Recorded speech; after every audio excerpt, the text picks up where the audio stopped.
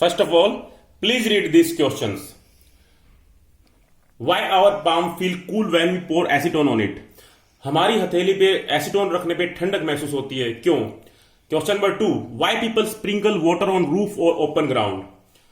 आमतौर पर लोग अपनी छतों पर या खुले मैदान पर पानी का छिड़काव करते हैं, क्यों?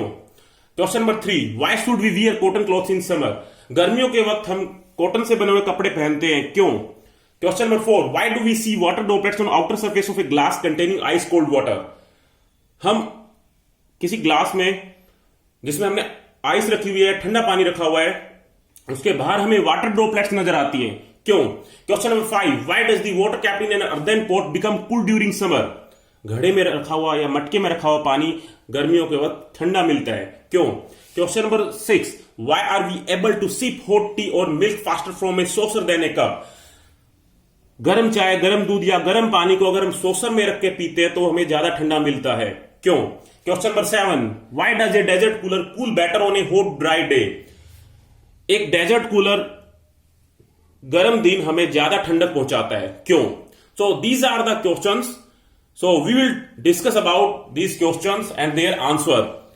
But my dear, there is only one word answer for all these questions, and that is evaporation. So today I am here to discuss about evaporation. Welcome learners. Evaporation. This topic comes under chapter's name Matter in Our Surrounding of Class 9. Evaporation को हम वाष्पीकरण या वाष्पन भी कहते हैं. This is the phenomenon of change of a liquid into vapors at any temperature below its boiling point. किसी तरल पदार्थ का गैस अवस्था में बदल जाना उसके क्वथनांक से नीचे, उसके बॉइलिंग पॉइंट से नीचे, इसे हम वाष्पीकरण कहते हैं. हम कह सकते हैं कि कोई भी लिक्विड आपका गैस में कन्वर्ट होने लग जाएगा लेकिन उसका बॉइलिंग पॉइंट नहीं आया है, उससे पहले ही वो आपका गैस में कन्वर्ट हो रहा है. That's known as evaporation. Evaporation is a natural and spontaneous phenomenon. It has natural tendency to occur. Evaporation अपने आप होने वाला प्रोसेस होता है. आप देख सकते हैं इवेपोरेशन हमें हर जगह देखने को मिलता है. चाहे पानी आपने किसी छोटे से कंटेनर या गिलास में रख रखा है तो पानी वहां से भी उड़ता हुआ हमें लगेगा या नजर आएगा, महसूस होगा.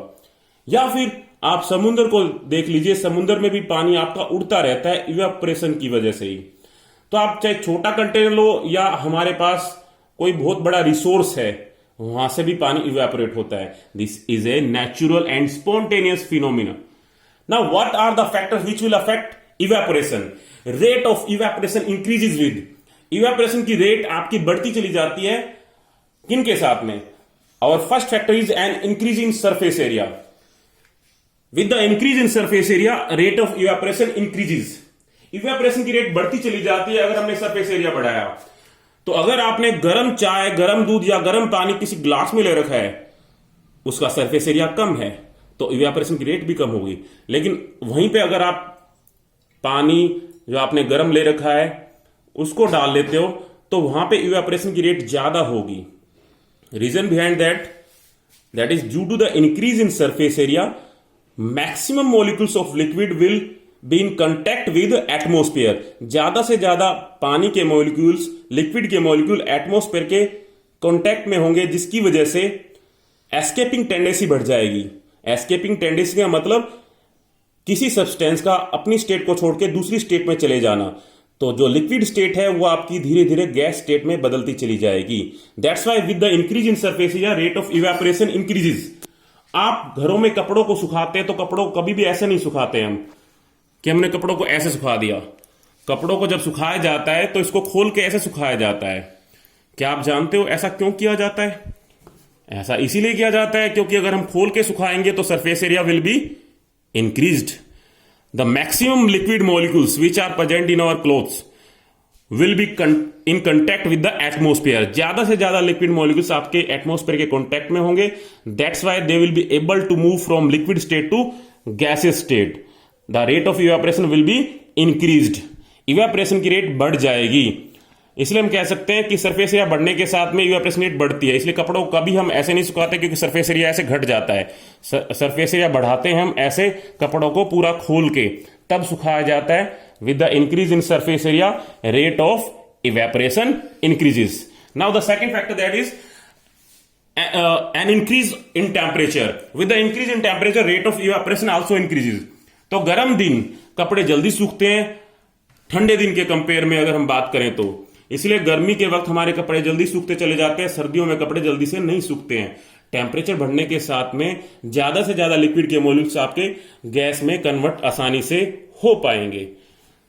Now third factor that is an increase in wind speed. हवा की स्पीड जितनी ज्यादा तेज होती है तो हम कह सकते हैं कि हवा की स्पीड जितनी ज्यादा होगी तो ज्यादा से ज्यादा आपके मॉलिक्यूल्स जो लिक्विड के हैं वो गैस में कन्वर्ट हो पाएंगे.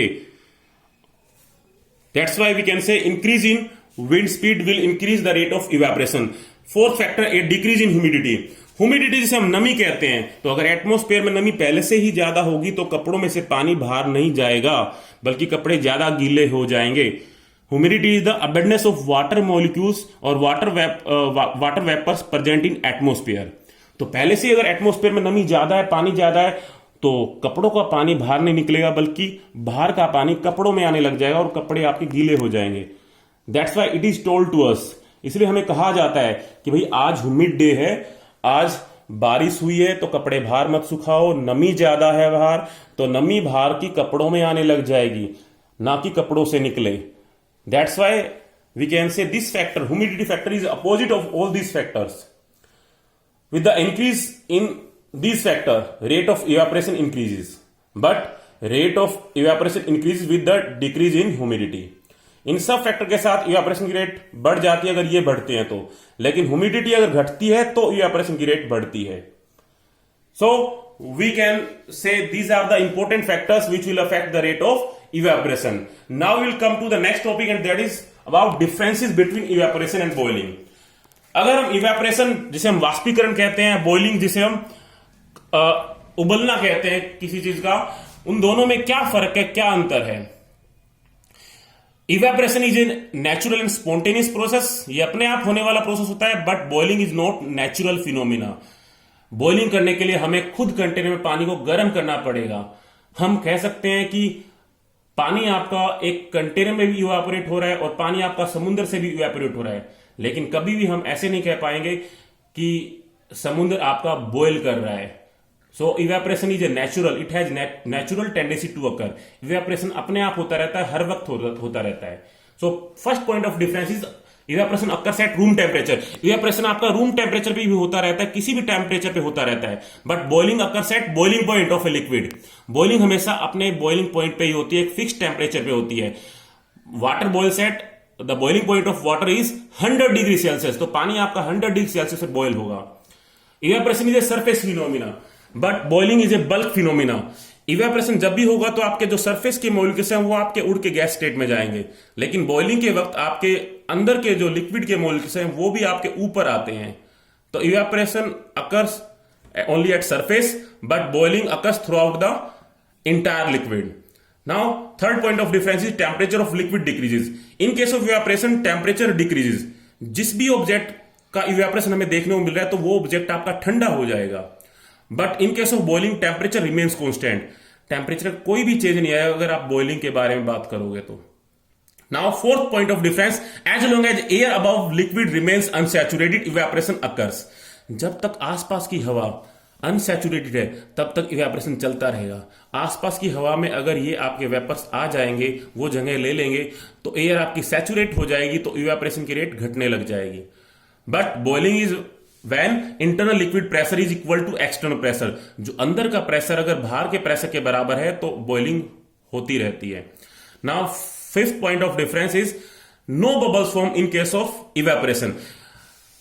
आपके इवेपोरेशन के प्रोसेस के दौरान किसी भी तरह से बबल्स फॉर्मेशन नहीं होती है, क्योंकि जो वेपर का प्रेशर होता है वह एटमॉस्फेयर के प्रेशर से कम होता है.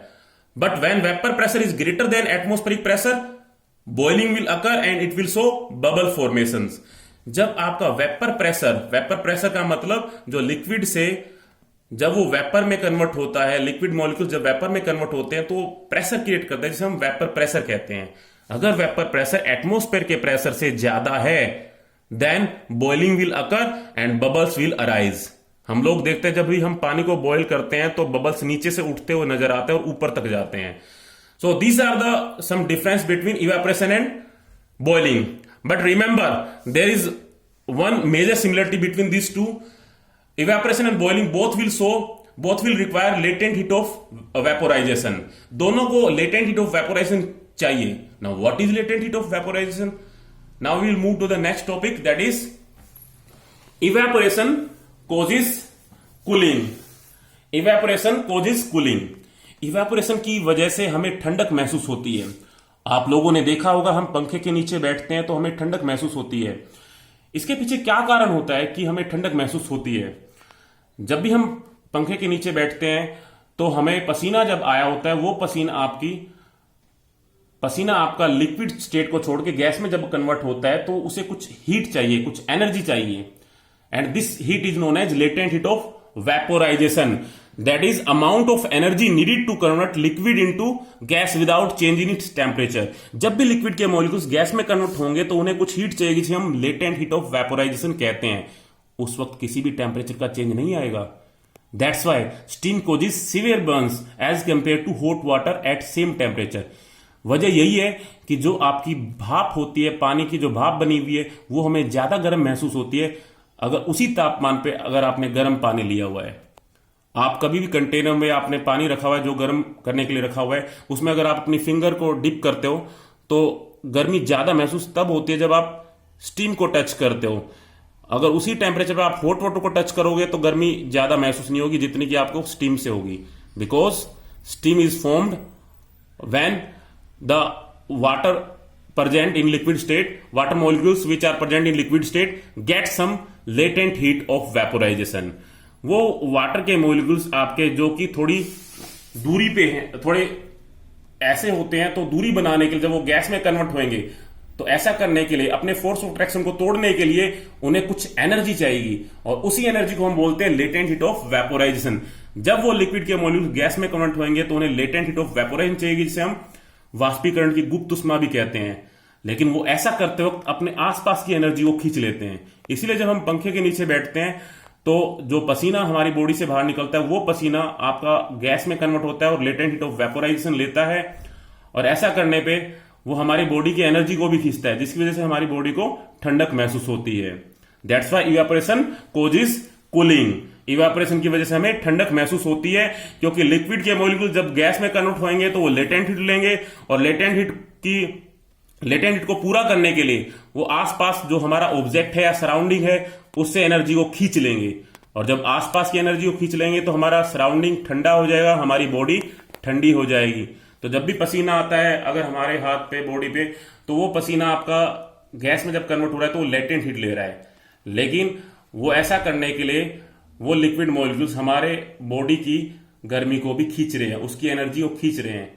Energetic molecules will move out. That's why we will feel cool. हमें ठंडक महसूस होगी अगर हमें स्वेटिंग आती है और हम पंखे के नीचे बैठते हैं. So evaporation causes cooling. So evaporation causes cooling. The reason behind that is the particles of liquid absorb energy from the surroundings to regain the energy lost during evaporation. This absorption of energy from the surrounding make the surrounding cold. Latent heat के दौरान जो liquid के molecule gas में convert हुए हैं वो आसपास की एनर्जी को खींच लेते हैं. That's why we will feel cooling effect. That's why evaporation causes cooling effect. Now we will move to the question bank. Question 1.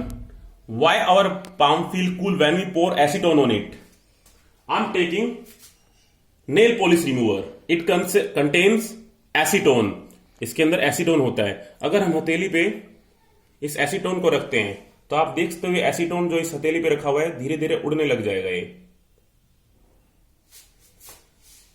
और ऐसा करते वक्त हमें ठंडक महसूस होगी. ऐसा क्यों होता है, हमें ठंडक महसूस क्यों होती है?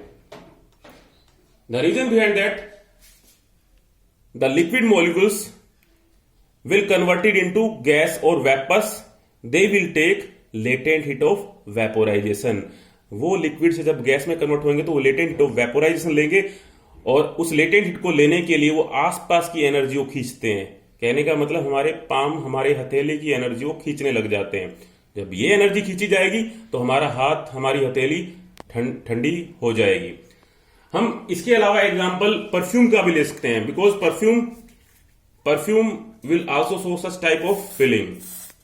परफ्यूम को भी अगर यूज करते तो हमें ठंडा महसूस होता है, क्योंकि परफ्यूम भी आपका लिक्विड से गैस में कन्वर्ट होता है, इवेपोरेट होता है।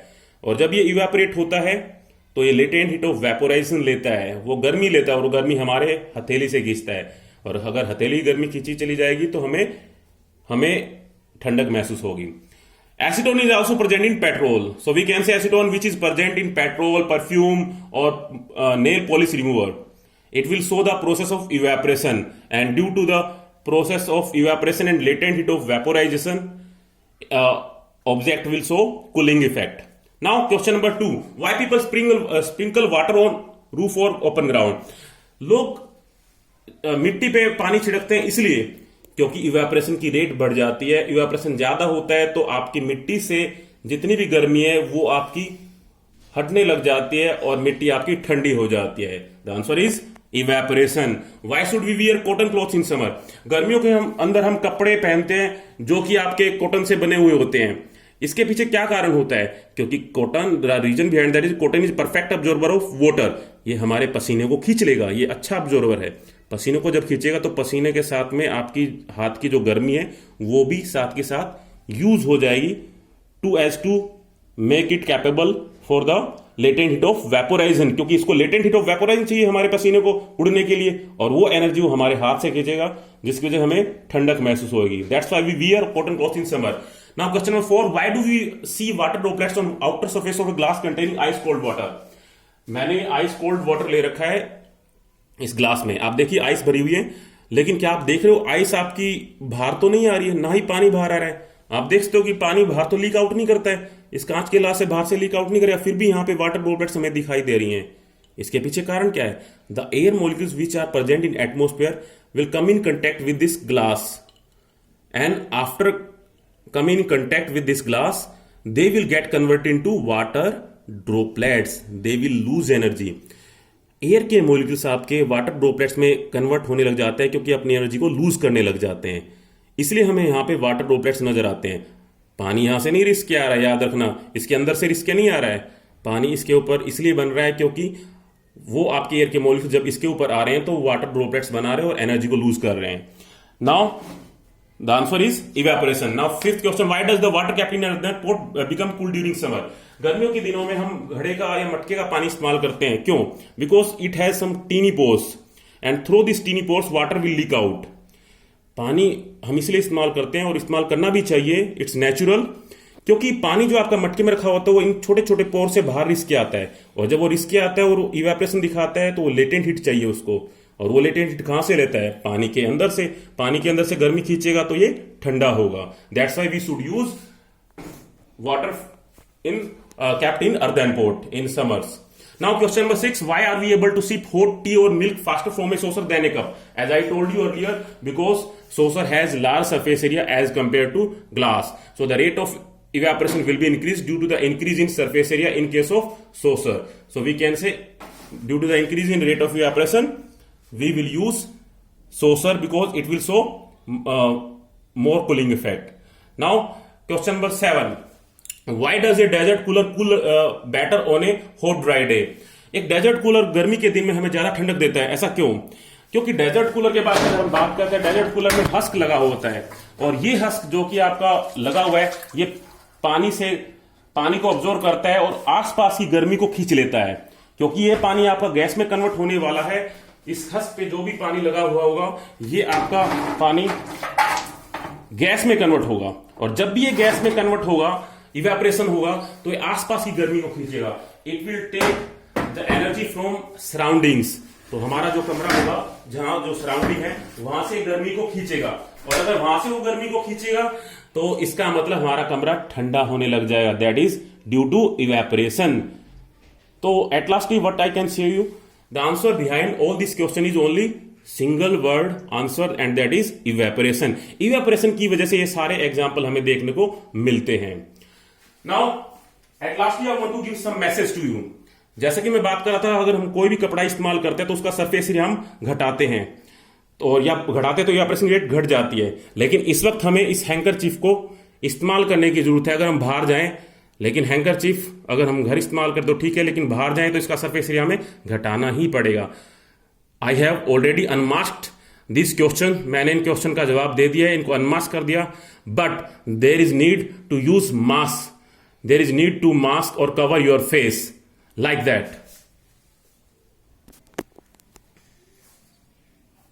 Thank you learners, stay home, stay safe.